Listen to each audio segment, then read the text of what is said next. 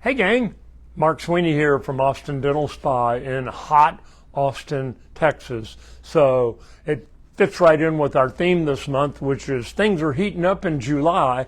I can't believe we're halfway through the month already, which means we're over halfway through the summertime. I've already had a couple of teachers coming in to get their teeth cleaned saying they have to start back to the classrooms in like 2 weeks to get ready for the next 2 weeks later. The kids actually start back to school. So boy, summer went by just like that. But we've had a lot of fun with the things are heating up theme, and today is no different.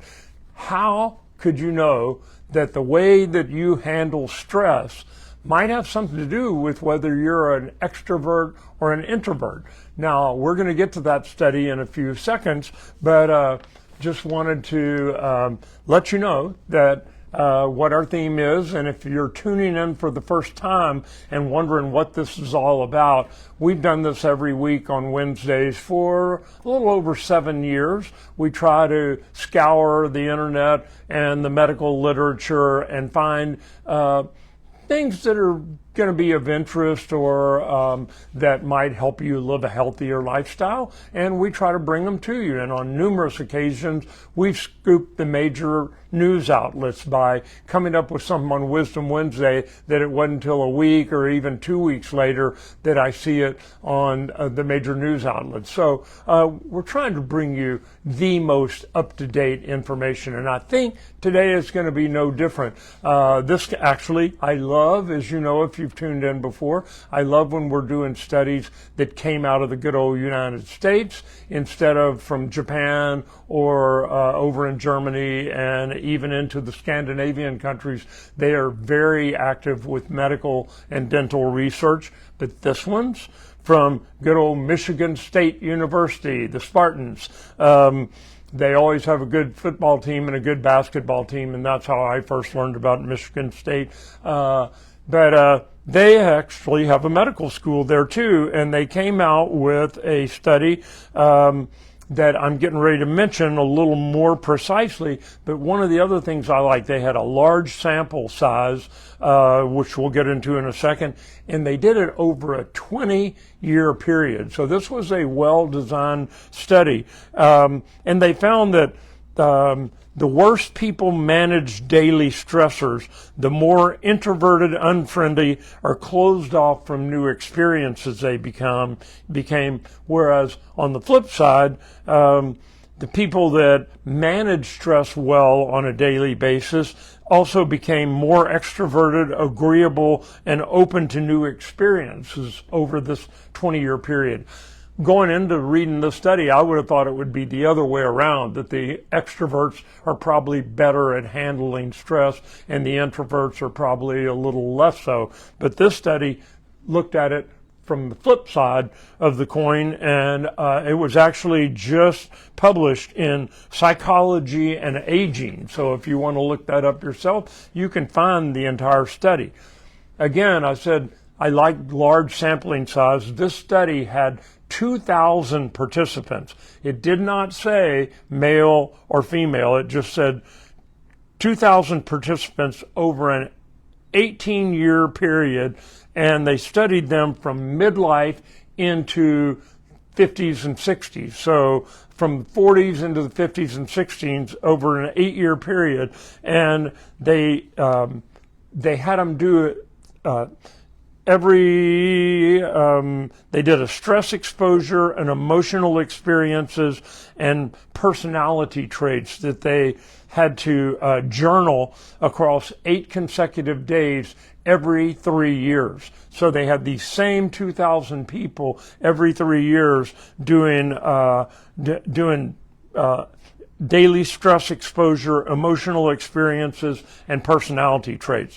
And then they used they fed it into a supercomputer and used some statistical analysis tools to figure out how to read all the data. And what they found out is, just like I said earlier, handling daily stress well can positively impact your life and outlook in the moment, which can compound over time to reshape your core personality. See, I would have thought it'd be the other way around, that by the time you're a teenager, you're either an extrovert or an introvert. And my patient pool would kind of bear that out. The introverts tended to go into jobs like accounting or engineering, and I figured always, just off the top of my head, not being a psychologist, I figured, well, maybe that's why they went into those professions, is because they don't like to be around people. You talk to any lab technician, the guys that build teeth for us, they sit with headphones on their head in front of a computer and a porcelain oven building teeth. They block out the outside world. They're just kind of lost in their little tooth building world, and every one of them is like that. I haven't met any of them that are joke tellers, extroverted guys, because it would drive them crazy to sit in a dental lab without other human interaction. So those tend to be the dentists that are the extroverts. So anyway, what these guys said made me think about it a little bit differently, because they said, if you get better at managing stress, you're also likely to become more extroverted, more agreeable, and more open to new experiences. So their conclusion was, instead of succumbing to daily stressors, find ways to cope, as the long-term outcomes of these coping mechanisms could put you on a path to a more outgoing, positive life that is less impacted by stress. Now, I would argue that there are some people out there that that's the last thing they want to do, is become more extroverted and more outgoing.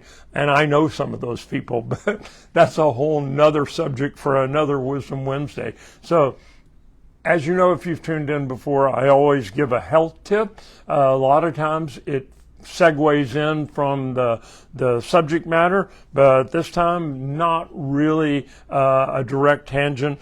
We're going to talk about writing down your plans and your goals. And we have three different things. The researchers have found that people who are really good at getting things done and achieving things in their life have three things in common. They have a daily to-do list that they write down, and I know some of y'all are out there that do this. I know plenty of people, several of the women in my office, as we're sitting and doing our morning meeting, they're writing down their things that absolutely they're going to get done that day.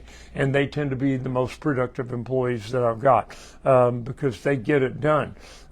So that's one, a daily to-do list. Secondly, a life goals list of having just a bigger picture. The daily to-do list is every 24 hours. The life goals list is, what am I trying to accomplish here in this lifetime, and what's the big picture look like? So that's number two. And number three, a vision board. Now, what is a vision board? I first heard about these with storyboards, people that do films or write books. They tend to have a big wall, and they would take out articles, they'd clip them from magazines, or they'd find research articles or keywords, and they'd paste them up on the board. And they talked about back in the early days, I'm sure it's all done digitally now, but the directors and the people that were involved in the producers in the film, they would move things around as they kind of talk through, what's the storyline going to be? No, we need to have the car accident before the bank robbery. And so they could kind of switch it around and make the storyline make sense by having it all up there on a big board. So that's a good creative way, especially for visual learners like me, to see it all up there, all the possible moving parts, and then to just kind of play with them and rearrange them into what order does it need to happen in. So those are three key ways that you can be a more productive person. So I'll see you next week for another episode of Wisdom.